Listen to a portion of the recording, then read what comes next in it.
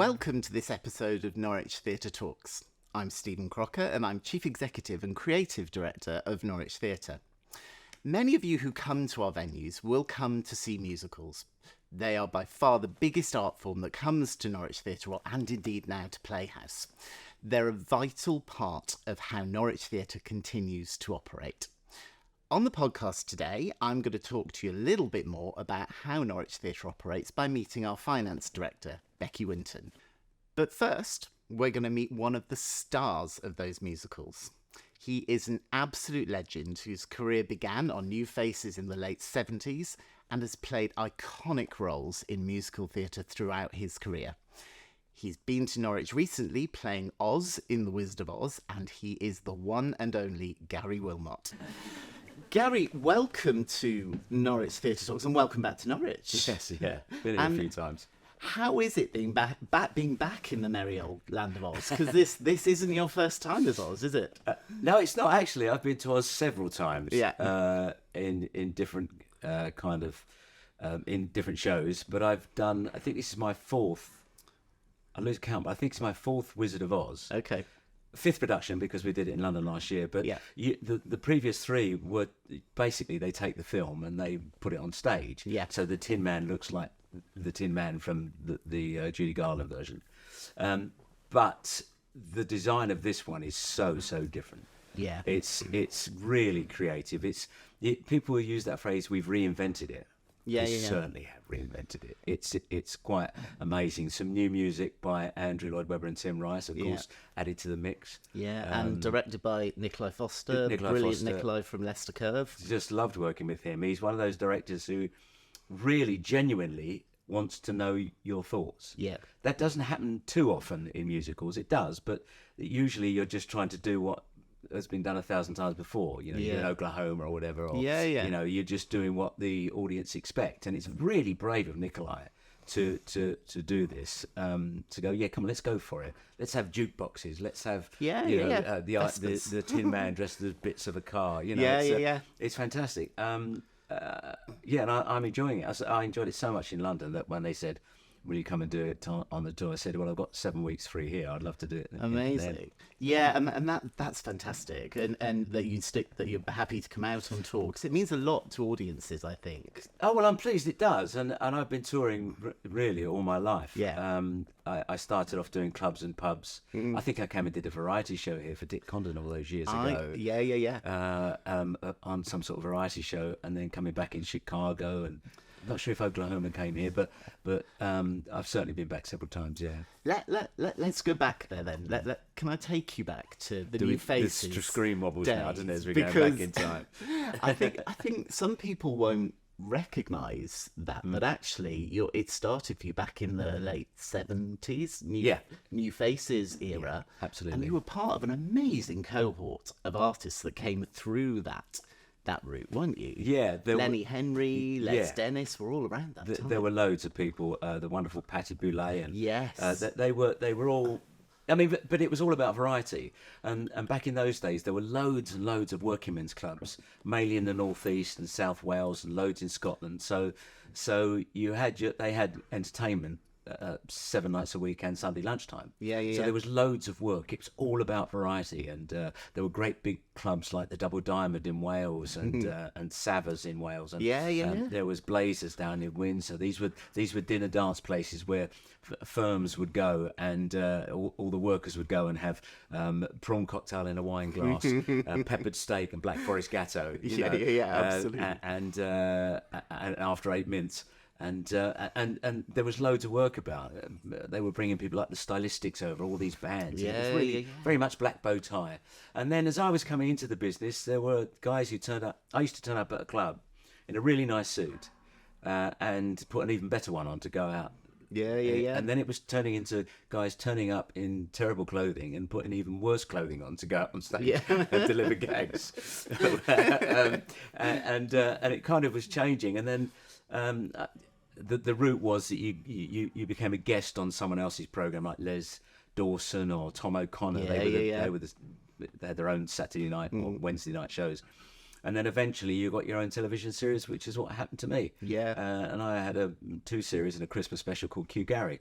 and then just as variety was kind of on the wane on television, and it was mainly because of a man called David Bell, who was the main producer down at London Weekend Television. He loved variety, and he would put the live from Her Majesty's, and with Jimmy Tarbuck presenting, and he loved that. And when he sadly died, I think they did one more, which was a tribute to him. Where all these stars like Cleo Lane and Johnny Dankworth, and everything he ever loved about variety, they put them all Night of 100 Stars. That's right. And they did that as a tribute to David Bell. And after that, we stopped having variety shows. Well, that's right, because and also, we've come through the past kind of 5-10 years of X Factor and Britain's Got Talent and all of that TV talent show. But the golden age of it was that period, wasn't it? New faces, opportunity knocks, because the breadth of talent was extraordinary. Yeah, and it's still about. This is what's so weird. I think the two things about modern talent shows is they're not really to find talent. They're really there to promote the panel. Yeah. Because back in those days, you got your 3 minutes, you went on, you did it. Yeah. And they didn't have cutaways of the panel and the audience. Yeah. And now it's all about promoting, Simon Cowell, and that's what it is. Yeah. And his mates, and I don't think that's a bad thing. I think that's just the way it's progressed. I spoke to a director recently, about a year ago. He was directing a special for a mate of mine, and I said, why is it that cameras now keep cutting away to long shots, and when someone's on stage juggling, they got long shots, cuts the audience, and it cuts every 4 or 5 seconds. And he thought about it. He said, well, I suppose it's to make it look interesting. And I went, oh, so what they're doing isn't interesting until you've cut away. And for me, it has the complete opposite effect. If somebody's doing an amazing dance move, I want to see it. And I think that's one of the problems. We're kind of, maybe because of the internet and TikTok, the short and YouTube, attention span. Short. That's not right. That's not true. No. That's not. It may generally be a fact, but when you go and watch a good movie, you see it and you absorb it. So that's kind of what people say to justify it. Yeah. But it's not. It's really not true. And when people go to live theatre, which I'm pleased to say is on the up, you have to work hard for it to get your audiences in and to get that kind of turnover. But they sit there and they love it. They don't expect to turn the volume down or up or reach out for the control. That's right. But I suppose what's different watching most shows now and I love looking back in the archive and on YouTube. You can go to YouTube hole, seeing these stars in their really early days, how they've come on. It's not variety. You kind of watch some of the acts coming through X Factor, Britain's Got Talent. You think, but what next? You've done that now. Well, now it's a turnover, isn't it? I mean, I don't know who won X Factor. I don't know who won I'm a Celebrity last year. Yeah. It's all about it. Does, but back in those days, I mean, in the days of only a few channels. I mean, when I went on New Faces, 18 million people watched the show. Now that's nearly a third of the country. Yeah. Now, if you were a success on that, everyone was talking about you and work the next day. And you were a star. Now it's more difficult. I mean, I watch I'm a Celebrity and I don't know half the people on there. No. And can be forgiven for not knowing them. That's because right. It's all branched out into into specialist areas. But there's something about that's been the kind of characteristic of your career, is that openness and that willingness to go with a variety of work and test yourself and stretch yourself. I mean, that's something very much at the core, isn't it? Well, I was really lucky with the spring, and I talk about me and my girl all the time. Yeah. It was the perfect springboard for me because it was a successful show in London. They auditioned me.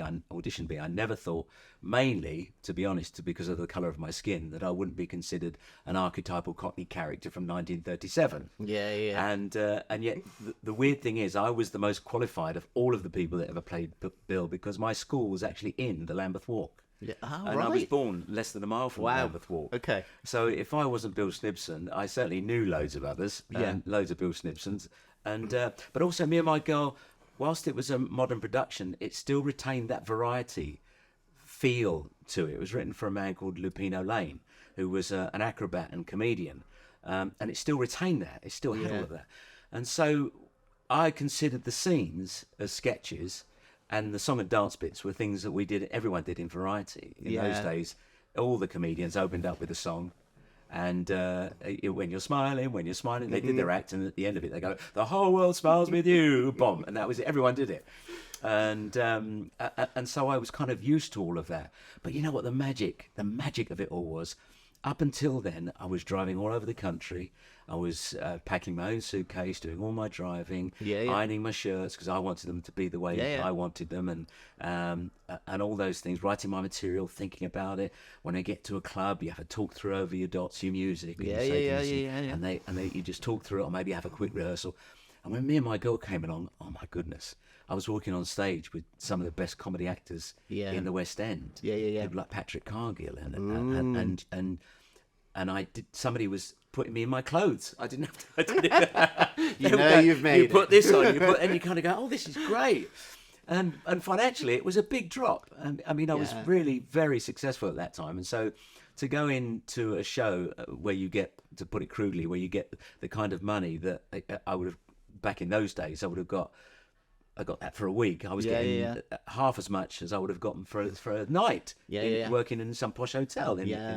But that wasn't important. The important thing was it was really pleasing to go in and do a show like that, and to occupy a character, and you have achieved legendary status now in musical theatre. I mean, all these characters, there was Me and My Girl, Fagin, of course, Billy Flynn in Chicago, Caractacus Potts, these big characters, I never thought this because I've never stood up on a soapbox. Perhaps I should have done. I don't know. I don't think everyone can, about racial issues.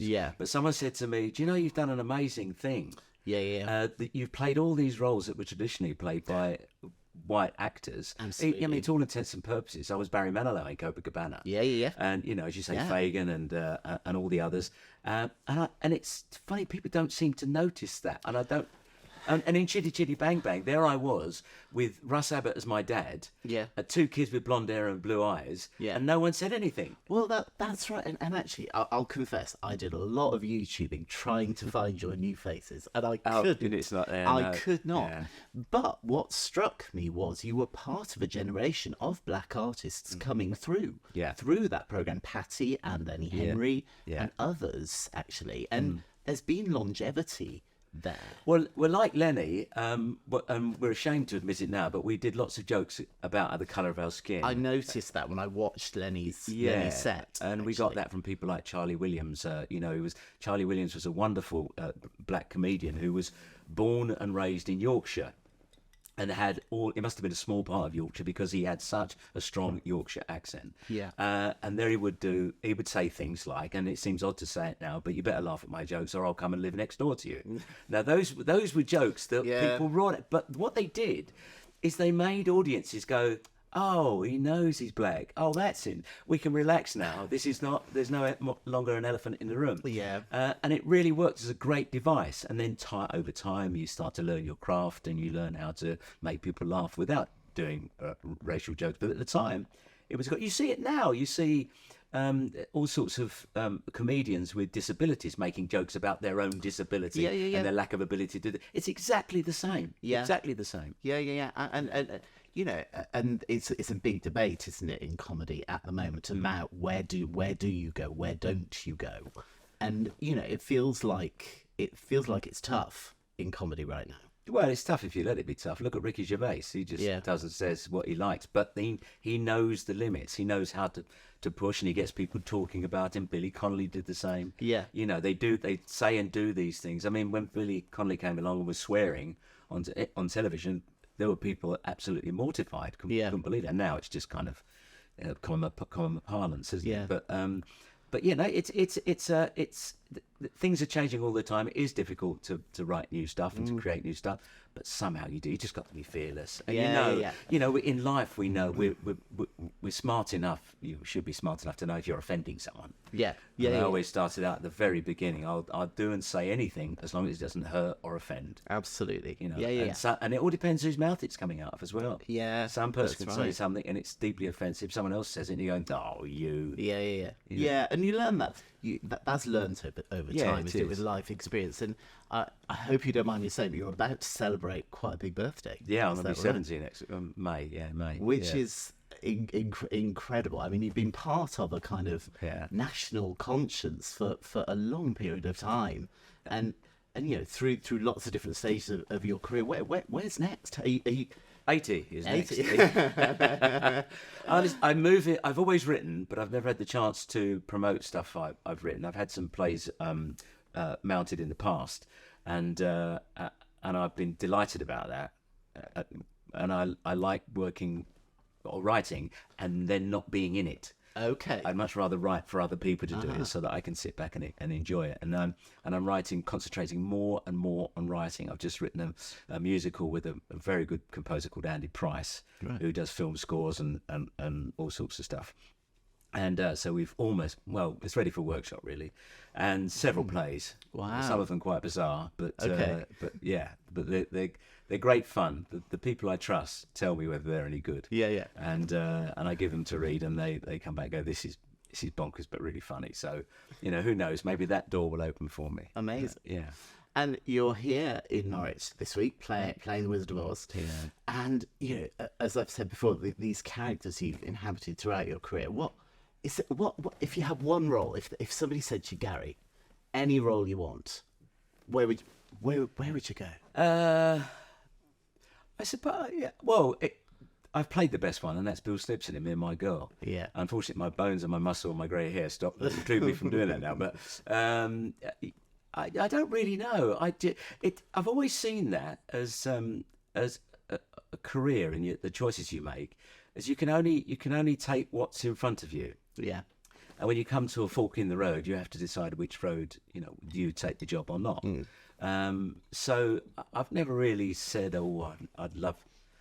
no, there is something. I'd love to go back and play Bottom in the Park again. Yeah, okay. Because I'd never done Shakespeare before, and I enjoyed it, but only weeks into the run. Only the time when you stop being scared of it being Shakespeare. Yeah. And I was terrified of it. And Alan Strachan was the director, and he was so wonderful. He knows so much about this was Regent's Park Open Air. Yeah, that's right. About 20 years ago now. Yeah. And I'd love to go back and play Bottom. Yeah. Again, and then really give it some. Amazing. Well, you've heard it here first. Gary wishes to do his Bottom in the Park. Gary, it's been an absolute pleasure to chat to you. Thank you for coming on. I've got loads more to say. Let's do a series. It's fine. It's been a real pleasure. Thank you so much, and have a fantastic time on tour with Wizard of Oz. Thank you.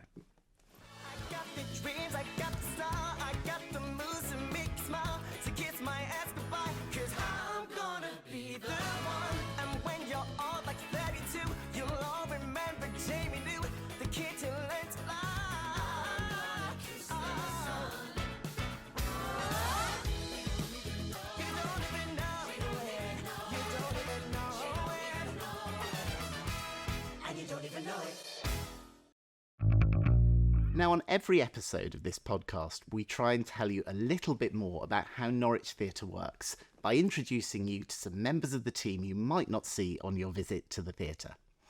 Norwich Theatre is a registered charity, and we receive no public funding, so how we manage our finances and make ends meet is a vital part of what we do. To talk a little bit about that, I'm very pleased to welcome our finance director, Becci Winton. Becci, welcome to Norwich Theatre Talks. Now, this isn't a usual situation for you as finance director to find yourself in, is it? No, absolutely not. Tell us a little bit about the role of finance director and what you get up to in the space of a day. Okay, so my role is basically to account for all the money that comes in and all the money that goes out. In simple terms, that's what I do. I head up a team of people that do that, and I'm also part of the executive team with yourself, who are in charge of running the organisation, really, as a whole. And it's some people might think that's a kind of, you count the beans at the beginning of the year, you count the beans at the end of the year. It's rather more complicated than that. There are a lot of moving factors, aren't there, as the year goes on. Tell us a bit about that. And it's constant monitoring, isn't it? It is, yeah. So we're monitoring daily. Yeah. And it's also all the compliance aspect that we have to deal with, so making sure we're running things in the right way, making sure we're accounting for things in the right way, both as a company and as a charitable organisation. So that, yeah, it's a busy workload. There's lots to do. And some people might not realise that we are a registered charity. We do try and make a profit, but when we do, that's ploughed straight back into the organisation. That's quite an important bit of our structure, isn't it? I would say so. I think most people probably don't realise. I didn't realise that we were a registered charity until I started working for us. So everything that we do is to fund our charitable aims and to create a positive impact for the community, really. And we are quite unique, Norwich Theatre, in the UK landscape, in that we don't receive a big slug of public funding. That's right. Every month. All of our income, and a lot of venues like ours, I think, might get sort of 15 to 20% even through public funding. All of the pennies that come through the door, we earn ourselves, don't we? Just tell us a bit about how that breaks down. Yeah, so you might imagine that it's ticket sales, because that's what we're known for, that's what we do, we put big shows on, but actually we only keep about 20% of the ticket sales. The rest goes back to the producer or various other things. So really, we're not funded by ticket sales, we're funded by the commercial activities that we do, so our bars and our restaurants, and we're funded by generous donations and our friends scheme, and partnerships with other people. And that's a common misunderstanding about theatres like ours, where we receive a lot of work, is people will see that ticket price and assume that all comes to us, but as you say, on average only about 20% of that comes to us, and that needs to cover quite a lot. And one of the things we talk about quite a lot is 3 buildings. I mean, buildings are challenging, aren't they? yeah absolutely. And obviously everything is more expensive than it used to be, so it is a challenge to balance that, and make sure we're generating enough to do what we really want to do with our creative engagement and our charitable aims, really. And now, I think the role of FD for some people could be quite scary. It sounds scary. What kind of FD are you? Are you the scary FD? Are you the dragon? Or are you the kind, supportive one? I hope I'm not the scary FD. No, I think it's an important role, but I like to work as part of a team. So with either the team that I'm leading or the wider executive team that we're obviously both a part of. Because that's how you get the best out of people, in my opinion. It's not forcing everybody to account for every pound that they're spending, or you're not a harder, faster kind of FD. That's not in my nature. No, but it's more your approach, which I really admire, is about partnering and understanding and knowledge breeding power and ownership. Absolutely. Isn't it? You've often said to me, let's just know what it is and have no surprises, and that's how we keep this thing ticking over. That's the aim. That's the plan. Yeah, absolutely. And it's an organisation like this, which is a charity. I mean, again, one of the other misunderstandings I find is that people think we just judge our performance by pounds, shillings and pence, but actually it's rather different than that, isn't it? Yeah, it is. That's the top line, I suppose. And we do, to an extent, obviously have to do that because that's how we exist. But it's more around the impact, the positive impact that we're making, either from the obvious, either on stage with audience engagement, or just general community engagement, or the impact that we have with things like theatre cares and the dementia cafes that we run, and the schools projects that we do. It's that really that makes the job worthwhile, I think. Absolutely. And we've navigated as an organisation uncertain times. We had to close our doors a few years back. Let's not go back there. But we do need to stay open, and we do need to keep seeing people coming through the doors. That's the engine of this organisation. Absolutely. Isn't it? And it's difficult and challenging times, but you've really led our approach to thinking ahead and making it as easy as we can for people to keep coming. Mm-hmm. So, would you say a little bit about that? Yeah, sure. So we recognise we're in a cost of living crisis, and everything is getting more expensive. It's getting more expensive for us to run our buildings. It's getting more expensive for productions to come to us. And we have some really great things coming up. So we're really keen that we can get as many people into the theatre as possible and make it as accessible as possible for everyone, really. So we've got a couple of schemes in place for that. We've got a pay in 3 scheme, which everyone is doing now, so we're on board with that. We trialled a pay in 3 scheme for the pantomime, which was really successful, and we are rolling that out across the entire programme, every show now.